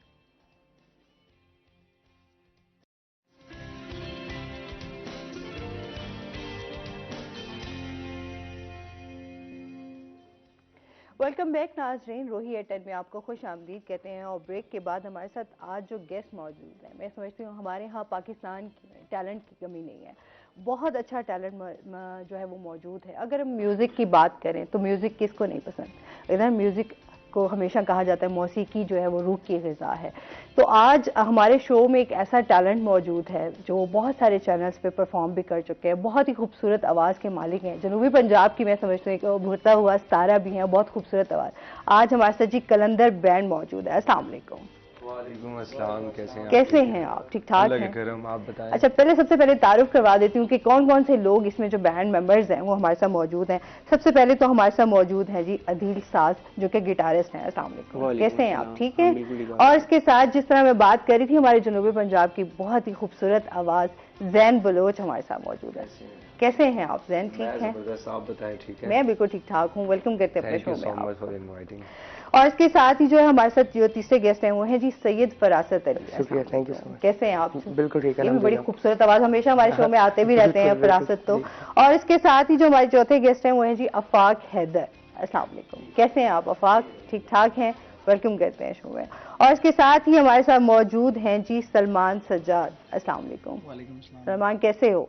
तो मैं तुम्हें परफॉर्म करते हुए देखती रहती हूँ मुख्तलिफ। हाँ अच्छा जी, आज ये जो है बैंड हमारे साथ मौजूद है, ये परफॉर्म भी करेंगे, आप इंजॉय भी करेंगे। लेकिन उससे पहले जो है मैं थोड़ी सी बात करूंगी कल के हवाले से। उर्दू अदब के हवाले से अगर हम बात करें तो एक और बाब जो है वो बंद हो चुका है। अमजद इस्लाम अमजद, हम समझते हैं कि बहुत ही नामवर शायर पाकिस्तान के, जो दुनिया भर में उनकी मकबूलियत थी। बहुत ज़्यादा हम उर्दू के हवाले से बात करें, शायरी के हवाले से बात करें, इतनी खूबसूरत शायरी करते थे। बहुत सारी उन्होंने बुक्स लिखी। और इसके साथ साथ ड्रामाज के हवाले से बात करें तो बहुत सारे ड्रामाज भी लिखे, और ऐसा लिखा कि उनकी जो लिखने में दम था वो हम सारी जिंदगी नहीं भूल सकते। उस हवाले से बात करेंगे। आज हमारे साथ लाइन पे मौजूद हैं जी कमर रजा शहजाद साहब। अस्सलाम वालेकुम।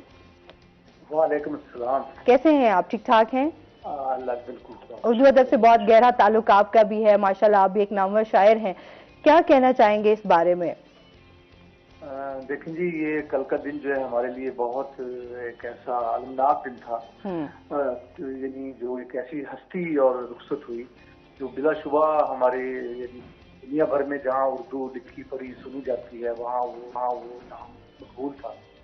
अमजद साहब से जो मेरा ताल्लुक तकरीबन 4 दहाइयों कबल था, जब मैंने अपनी शायरी का आगाज किया था। तो अमजद साहब के साथ बहुत सारा वक्त गुजरा, उनकी मुख्तलिफ सफ़र भी किए, बाहर के मुशायरे भी उनके साथ पढ़े, तो अंदरून पाकिस्तान भी बहुत सारे मुशायरे उनके साथ रहे। तो वो उनकी तो जेहतों में हम देखते हैं कि एक तो अमजद बतौर तख्लीककार और फनकार जो है, अमजद का क्या मकाम था। तो आप अच्छी तरह जानती हैं कि उसमें तो कोई दो राय नहीं। अमजद ने शायरी की तो अमजद छा गया। अमजद की नज़म जो है पूरी दुनिया में सफ़र किया और अमजद को यानी वो लोगों तक पहुंची। अमजद ने ड्रामा लिखा तो आप ये देखें कि जब उसका ड्रामा चला तो आरिफ ड्रामे ने जो पूरी हिंदो पाकिस्तान में सरहद के पार भी जिसमें जो लोग इंतजार करते थे तो उसने एक नया टर्न दिया। एक नया जहदी ड्रामे को और उर्दू ड्रामे को बहुत पसंद है। यानी पीटीवी यानी टेलीविजन और यानी शायरी दोनों सतहों पर उनका एक बहुत बड़ा मकाम है और वो रहेगा बिल्कुल ऐसे। और तसलसल से आप ये देखें, जो मैं बात करना चाह रहा हूँ कि वो मुसलसल तकरीबन 20 सदी से ज्यादा अरसा उन्हें हो गया था कि वो अदब से जुड़े हुए थे और उन्होंने मुसलसल काम कर रहे थे, लिखने पढ़ने का काम उन्होंने किया। तो जहां तक मुशायरों का ताल्लुक है तो वो पाकिस्तान और दुनिया के हर मुशायरे के लिए नागजीर थे, लोग उन्हें सुनने के लिए हजूम दर हजूम आते थे। आप ये देखें कि जिस वक्त यानी गुज़श्ता दहाई हम देख लें, सोशल मीडिया की दहाई आई तो शायरी के साथ लोगों का, या बल्कि 2-3 दहाइयों से लोगों का जो एक रिश्ता टूटा हुआ था, तो अमजद साहब वो वाहिद इस वक्त मौजूद थे हमारे अदबी मंजरनामे पे जिन्होंने जोड़ रखा था न सिर्फ उन्हें यानी लोगों को, आम लोगों को शायरी के साथ और शायर को आम लोगों के साथ। यानी आज भी चंद लोग हमारे क़याम पाकिस्तान के बाद जिन्होंने मतलब शायरी के हवाले से पब्लिक में, अवाम में जो है, आम लोगों में जो जगह बनाई, उनमें अमजद इस्लाम ने जो नाम नभाया है। तो अमजद ने बहुत सारी किताबें, बहुत सारी यानी कि ड्रामा। अब तीसरी शख्सियत जो तीसरा उनकी जहद थी, उनकी शख्सियत। तो मैंने अमजद साहब को यानी उन गिने चुने लोगों में पाया है जो ना सिर्फ अपने सीनियर्स का एहतराम करते थे बल्कि अपने जूनियर से उनकी बहुत शफकत थी। बिल्कुल ऐसे ही वो एक बहुत बड़ी हस्ती थी। मैं समझती हूँ कि उनका अदब के साथ जिस तरह गहरा ताल्लुक था और उनकी शख्सियत इस तरह थी कि मैं खुद उनकी बहुत बड़ी फैन थी, मतलब मिलना चाहती थी लेकिन मुलाकात नहीं हो सकी उनसे। तो यकीनन आप अगर उनसे मिलती हैं तो सच्ची बात है कि आप हैरान हो जाती हैं कि इतने केयरिंग यानी मैंने बहुत कम लोग देखे हैं कि और इतने मकाम पर पहुंचकर इज्जत और इंकिसार होना। मतलब लोग बहुत बड़े जो है ऐसे नरगिसियत के शिकार हो जाते हैं, यानी अल्लाह ताला उन्हें कोई थोड़ी सी अगर नवाज देता है तो उसके बाद वो किसी की बात भी सुनना नहीं पसंद करते। लेकिन अमजद साहब का कमाल ये था कि अमजद साहब यानी घुल मिल जाते थे लोगों में, आम लोगों में घुल मिल जाते थे। मैं यानी उनकी बहुत सारे वाकयात हैं, मैं अगर सुनाना चाहूँ तो वो खत्म नहीं होंगे कि जो उनकी मैंने जिंदगियों में मैंने देखा कि जिस तरह उनके साथ मेरा वक्त गुजरा कि वो किस तरह ख्याल करते थे। लेकिन ये एक बात तयशुदा है कि उनकी मौत से एक ऐसा यानी खला वाकया हुआ है और एक ऐसा यानी एकदम आप ये देखें कि बहुत सारे लोग जाते हैं दुनिया से, यकीनन अपनी एक सब बड़े लोग जाते हैं जो एक असर छोड़ते हैं, लेकिन अमजद साहब कल से गए हैं तो एक अदबी दुनिया पर क्या बल्कि शेर व अदब की, नगमे की दुनिया पर, गीत की दुनिया पर, ड्रामे की दुनिया पर एक सत्ता सताई। और इस वक्त पूरी दुनिया में उनके गम, उनका सोग, उनके यानी वो एक सरप्राइज। मेरी उनसे आखिरी मुलाकात आज से 1 माह पहले हुई थी, तो वो उस वक्त जो है यानी वो उम्रे पे जा रहे थे, तो वो उन्होंने कहा कि उम्रे के बाद मैं आऊंगा तो फिर इंशाल्लाह हम बैठेंगे। ये उसके आखिरी दिनों में मैं तकरीबन, और मुझे ये मैं समझता हूँ मैं वो खुशकिस्मत लोगों में शामिल हूँ कि अमजद साहब जब कुछ चीज नहीं लिखते थे तो वो मुझे जरूर सुनाते थे। अच्छा, वो ये कहते थे कि मैं 2-3 लोगों को ना अपनी नई चीजें लिख कर सुनाता था, और वो कभी कभी ऐसा होता था कि उन्होंने काफी चीजें अगर लिखी हैं तो मतलब मैं कहीं ट्रैवल कर रहा हूँ और उनका फोन आ गया कि कमर मैंने ये चीजें लिखी हैं, तो मैं वो कहते मसरूफ थे नहीं, मैं कहता नहीं सर नहीं, मैं मसरूफ नहीं। तो वो फिर मुझे बाद में कह रहे यार तू तंग पे नहीं पै रहा, ये नहीं उस अंदाज में कह रहे। मैं कह नहीं अमजद साहब आपको सुनना तो मेरे लिए एक बड़ी फख्र की बात है कि आप मुझे इस काबिल समझते हैं कि अपना कलाम सुनाते हैं और अपनी शायरी सुनाते हैं। तो गुज़श्ता यानी आप ये देखें कि आखिरी लम्हे तक हमारे यहाँ अदब में एक ऐसा पीरियड आता है जहाँ दरख्त फल देना बंद कर देते। मैं अमजद साहब को कहता था कि आप ऐसे खुश नसीब हैं कि आप इतने यानी लदे फदे दरख्त हैं कि जिस पर हर फल लगाता ही रहता है और मुसलसल आप जो है समरावर रहते हैं। यानी आप देखेंगे एक बंदा 78 एज में पहुंच गया है और वो शायरी मुसलसल कर रहा है, लिख रहा है। वरना मैंने बहुत सारे अदीब देखे हैं कि खास एज में आके लिखना बंद कर देते हैं और जो कुछ उन्होंने लिखा होता है उसी के साथ ही वो चलते रहते हैं। लेकिन आजकल बहुत सारे लोग जो हैं, बहुत अच्छे लोग भी जो है वो लिखना छोड़ गए हैं। जी हाँ, छोड़ गए। हाँ, तो आप यकीन करें बड़े बड़े नाम ऐसे गुजरे हैं जिन्होंने यानी 50 साल की उम्र तक लिखा है और नाम भी कमाया, उसके बाद उन्होंने कुछ नहीं किया। वो एक किस्म का मैं समझता हूँ बांझ हो जाते हैं। लेकिन अमजद साहब एक जरखेज जहन के मालिक, मुसलसल जो है। अच्छा, जनूबी पंजाब से बहुत वक्त है, आप यकीन करें मुल्तान वो आते थे यहाँ और तो यहाँ ठहरते थे और वो बड़ा पसंद करते थे इन इलाकों को। तो यहाँ मुशायरों में आते थे तो 2 दिन 3 दिन कभी क्याम करते, तो बड़ा यानी अच्छा। उसके अलावा उसकी शख्सियत में आप एक और बड़ी अहम बात थी कि वो जिंदगी की अलामत थी।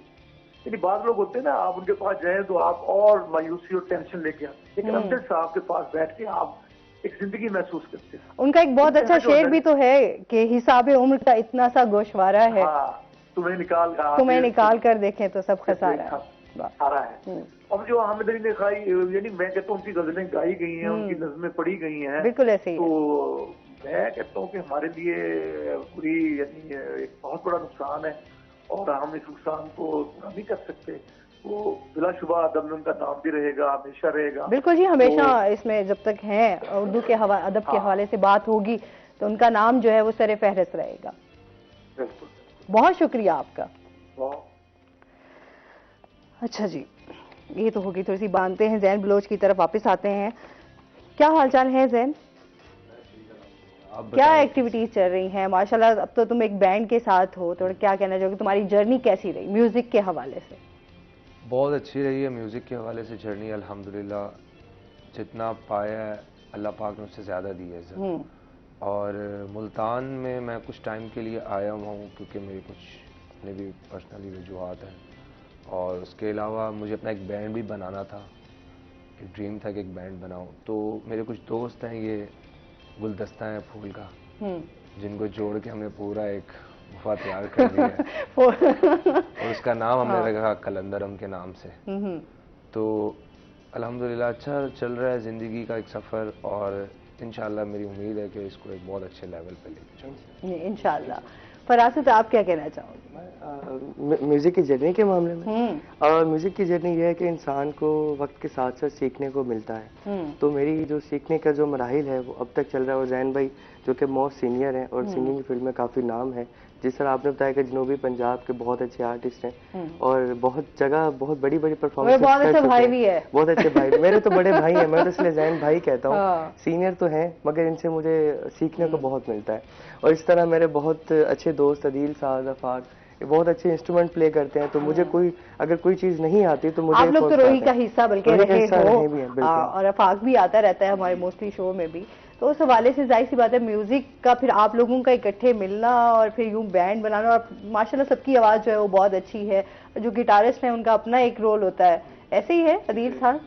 बेसिकली हम सारे थे आपस में भाई, बहुत पुराने हमारे दोस्त भी थे और भाई भी थे, लेकिन म्यूजिक ने हमें उस बॉन्डिंग को मजीद ज्यादा एक साथ जोड़ दिया और जो बॉन्डिंग है वो मजीद से मजीद तक बेहतर होती गई। तो ये हमारी पूरी फैमिली है। सलमान से भी पूछे ना कुछ। हाँ, सलमान के बाद तो बिल्कुल, सलमान एक अच्छा, मैं समझती हूँ परफॉर्मर भी है, और बहुत सारी इसकी टिकटॉक्स में देखती रहती हूँ जिसमें ये बहुत अच्छा परफॉर्म कर रहा होता है, बहुत अच्छा डांस करता है, इसमें बड़ी क्वालिटीज हैं, बड़ा अच्छा आर्टिस्ट है।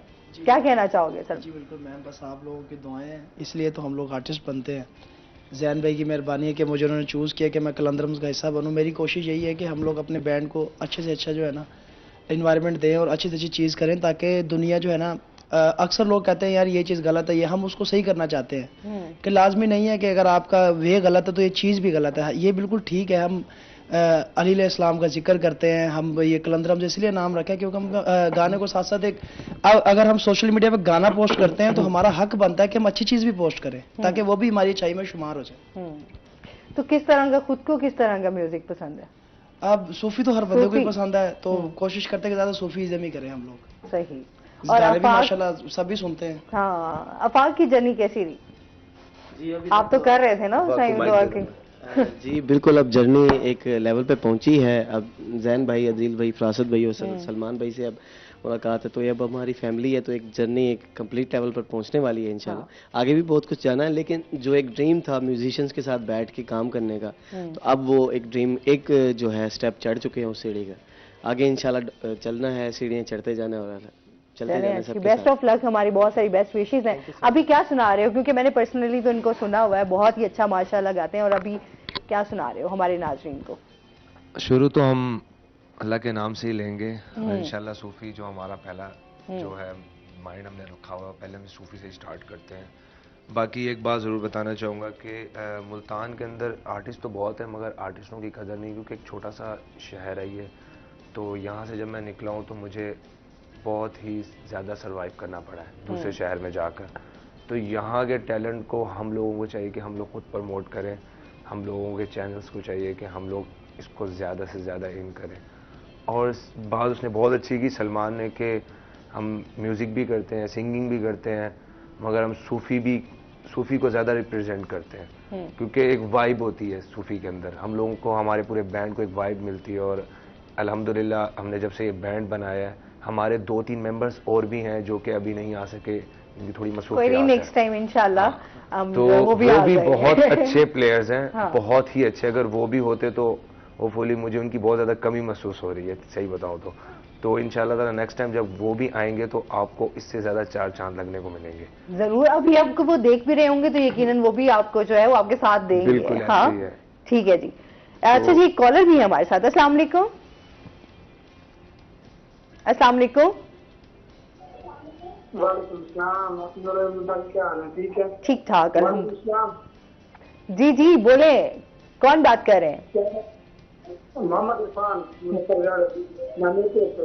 क्या कहना चाहेंगे? मैं तो अपने सिंगर को कहें कि छोटा सा सॉन्ग सुना दें। ये अभी सॉन्ग ही सुनाएंगे। ठीक है, ठीक। चिट्टा चोला सीधे कर रही। कौन सा? चिट्टा चोला। ठीक है जी, बहुत शुक्रिया कॉल करने का। अभी आप देखेंगे इनका माशाल्लाह इतने अच्छा ये हमें सॉन्ग भी सुनाएंगे, आप उसको भी बड़ा एंजॉय करेंगे जी।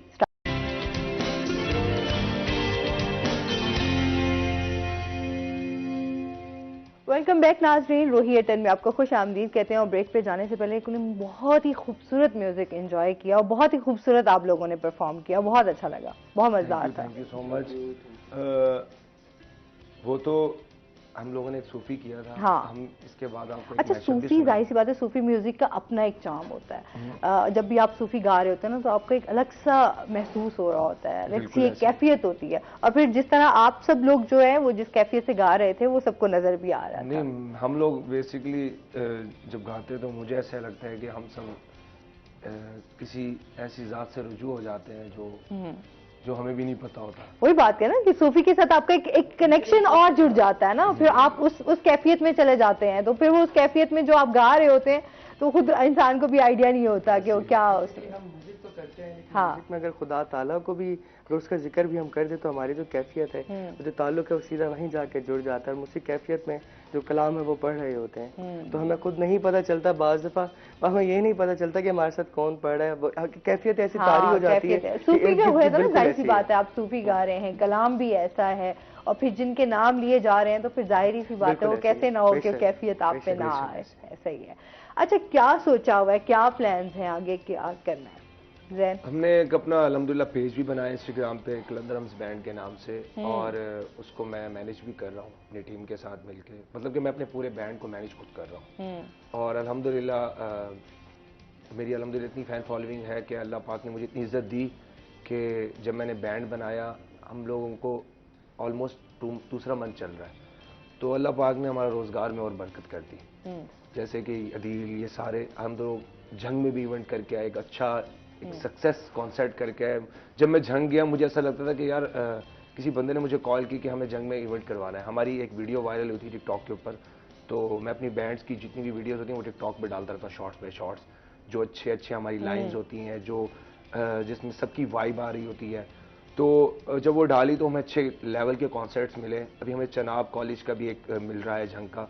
उससे पहले हमें एक वहाँ का एक गरीब बच्चों का स्कूल था, मगर जब मैंने ये सोचा कि यार वहाँ 400-200 बंदा होगा, बच्चा होगा, जब आ गए तो हमें 5000 बच्चे से प्लस बच्चा थे वहाँ पे, फैमिलीज थी जो कि मतलब कि सिर्फ हम लोगों को सुनने के लिए आई हुई थी। और अल्लाह पाक ने इतनी इज्जत दी कि उस लेवल से हमें माशाल्लाह से पाकिस्तान की काफ़ी ऐसी जगहें हैं खूबसूरत, हमारा जो पाकिस्तान में गुलदस्ता है उसके एक अच्छे शहरों से हमें कॉल्स आ रही हैं कि हम आपको इनवाइट करना चाहते हैं, आप आए यहाँ आके परफॉर्म। और हम लोगों के अंदर एक अच्छी बात ये हमारे बैंड के अंदर कि हम लोगों के अंदर एक इख्तलाफात बहुत अच्छे हैं। हम लोग एक दूसरे की बात सुनते हैं और बैंड्स के अंदर हमेशा ऐसे होता है कि अगर एक बंदा सही नहीं है, बाकी 4 सही है, तो वो एक बंदा बुरा है, बाकी 4 सही है, एक को क्योंकि माननी हम लोग पड़ेगी। बैंड्स को ना हमेशा बिखरता हुआ देखा है, बहुत कम बैंड बिल्कुल जो ऐसे है वो इकट्ठे लेके चले हों, क्योंकि क्या होता है कि यार कहीं ना किसी मोड़ पे हम देखते हैं बैंड अलहदा हो जाता है। बैंड तो वो मैम ऐसे होता है कि ना असल में आजकल जिस तरह के हालात चल रहे हैं, क्राइसिस चल रहे हैं पाकिस्तान के अंदर, हर बंदे की अपनी एक पर्सनल लाइफ है कि हर किसी की पर्सनल लाइफ हम शेयर नहीं कर सकते, किसी के घर में क्या क्राइसिस चल रहे हैं, किसी के क्या क्राइसिस चल रहे हैं। म्यूजिक एक ऐसा है कि म्यूजिक हवाई रोजी है, अगर आप वायरल हो तो आपके बल्ले बल्ले हैं, आप वायरल नहीं हो तो आपको कौन के सॉन्ग्स भी एंजॉय करें। हम लोग बेसिकली अब मैशअप पे भी काम कर रहे हैं, कॉलेज यूनिवर्सिटीज पे मैशअप करते हैं, तो हम आज एक मैशअप से स्टार्ट करेंगे। ठीक है, मैशअप थोड़ा सा लंबा होगा मगर आप लोगों को बहुत मजा आएगा, और जितने भी पब्लिक जो सुन रही है, सारा गुलदस्ता उसी में है, ढोला सानू प्यार दे, हर चीज उसी में ही है। मतलब आज जरा मिक्स होने वाला है, बड़ा मजा आने वाला है, धमाल होने वाला है। जी स्टार्ट कर।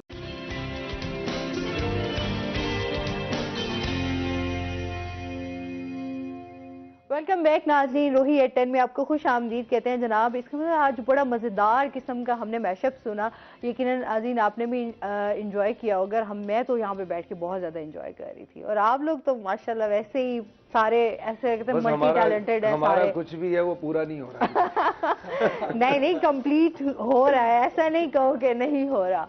अच्छा, और सलमान जो है वो बहुत अच्छा जो है वो इसको प्ले कर रहा है। सलमान ये कहाँ से सीखा है वैसे, डांस के साथ साथ ये काम भी? ये कजौन है तो ना, माइक दे दो, माइक सलमान को। इसका नाम है कजौन और एक डर क्या नाम है? कजौन। कजौन जी ठीक है। ये बेसिकली ये वेस्टर्न साज है, तो ये वेस्टर्न तरीके से ही बजता है। इसके ऊपर आप ढोलक वगैरह भी प्ले कर सकते हो, लेकिन वो ज्यादा बैठता नहीं है, ये ज्यादा अच्छा बैठता है, वेस्टर्न में वेस्टर्न बैठता है। और ये सीखा मैंने आज से 3 साल पहले, मैं जैन भाई के साथ ही प्ले करता था ये कजौन। अच्छा। तब इतना खास कोई रुझान नहीं था, अब माशाल्लाह बैंड बना तो बजाने में भी ज्यादा मजा अब तुम्हारा इंटरेस्ट बढ़ गया है इसके अंदर। हाँ, लेकिन बहुत अच्छा प्ले कर रहे हो, एक बड़ा मजेदार किस्म का आपका म्यूजिक के हवाले से। अच्छा जी, और इसके साथ साथ फरासत, तुम्हारे क्या सोचा हुआ है, क्या प्लान है? मेरे प्लान्स ये है कि अब तो सिर्फ कलंदरम ही है और अब सिर्फ कलंदरम के साथ ही चल रहे हैं। ये सारे मैंने बताया ना कि ये मेरे कोई दोस्त या कोई म्यूजिक के फेलोज नहीं है। हाँ। ये सारे मेरे कोई अदील मेरा छोटा भाई है, जैन भी मेरे से बड़े हैं और मैं इनसे बहुत सीखने को मिलता है। तो मैं बेसिकली कलंदरम ये हमारी फैमिली है। अब जो है खुशी है, गम है, वो सिर्फ कलंदरम के साथ ही है, और इंशाल्लाह हम आगे जाएंगे और कलंदरम के साथ ही जाएंगे। सही, इंशाल्लाह जी, इंशाल्लाह। और यह जिस तरह मेरे दोस्त जो हैं, जिस तरह आपने बताया कि सलमान बहुत अच्छा प्लेयर है, और इस तरह आफाक भी बहुत अच्छे प्ले करते हैं, जैन भाई के वोकल्स, अदील का गिटार, इन सब की मेहनत है, इन सब की मेहनत के बलबूते पे हम इंशाल्लाह बहुत आगे तक जाएंगे। इंशाल्लाह जी, इंशाल्लाह। हमारी बहुत सारी दुआएं आपके साथ हैं। अच्छा, अभी क्या सुना रहे हो? एक मैशअप हमने और तैयार किया है, राहत फतेह खान साहब का है, उसमें फिर नुसरत फतेह खान साहब को, हमारे उस्ताद जी जो बड़े हैं जिनसे हम सीखे हैं, उनकी कुछ चीज़ें हैं, गुलदस्ता हमने उनका तैयार किया है, उसमें सूफी भी है और उसमें फॉग भी है, तो उसका हम एक मैशअप हमने रेडी किया वो। ठीक है, तो अब ब्रेक नहीं कीजिएगा। नहीं, अब क्योंकि हमारे पास टाइम भी बहुत शॉर्ट है जैन, क्योंकि अभी हमने इजाजत भी लेनी है। कोई बात कहना चाहो कोई एंड में? क्योंकि आप सब लोगों का बहुत शुक्रिया, बहुत अच्छा लगा, आप हमारे शो का हिस्सा बने, बहुत मजा आया, बहुत एंजॉय किया। मैं अपने जितने भी पीपल सुन रहे हैं, इधर जैन, ये कैमरा है, जितने भी फॉलोअर्स हैं मेरे और हम लोगों को चाहने वाले हैं और म्यूज़िक को सुनने वाले, म्यूज़िक को चाहने वाले हैं, उनसे सिर्फ ये रिक्वेस्ट करूँगा कि आप लोग प्लीज़ बहुत से ज़्यादा सपोर्ट करें हमारे कलंदरम बैंड को। और अगर आप लोग कोई वेडिंग वगैरह, कोई इवेंट, कोई कॉन्सर्ट वगैरह पे अगर आप लोग हमें हायर करना चाहते हैं तो you should go to Instagram और हमारे कलंदरम बैंड को फॉलो करें, बहुत ज़्यादा प्यार दें। बहुत शुक्रिया आपका फरासत, आपका शुक्रिया जैन, आपका शुक्रिया अदील, आपका अफाक, सलमान और भी हमारे साथ जो इधर स्टूडियो में मौजूद है उन सबका बहुत शुक्रिया, बहुत अच्छा लगा। और इसके साथ ही नाज़रीन, आज का शो यहीं पर खत्म हुआ। दिल नहीं चाह रहा लेकिन जाना जरूरी है। अपना बहुत सारा ख्याल रखिएगा, दुआओं में याद रखिएगा। इंशाल्लाह जिंदगी ने साथ दिया तो मंडे को आपसे फिर मुलाकात होगी। अल्लाह हाफिज।